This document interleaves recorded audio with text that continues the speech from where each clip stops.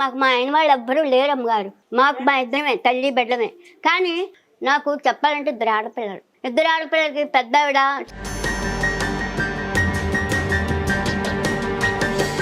చెప్ప పెట్టుకున్న రాత్రి మీద 3 పిల్లలు పారిపోయారు. పికరు లేదు, దాదు లేదు, ఎటు వెళ్ళిపోయారో తెలియదు, ఏమయ్యారో తెలియదు, ఎక్కడికి పోయారో తెలియదు. ఆ మూమెంట్లో మా చిన్నల్లుడు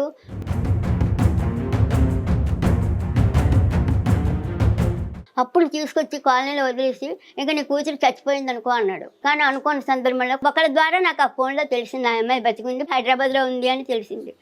ఆ విషయం తెలుసుకొని కడుపు ఉండబట్టక నేను, నా మొగుడు, మా వాడు ముగ్గురం కలిపి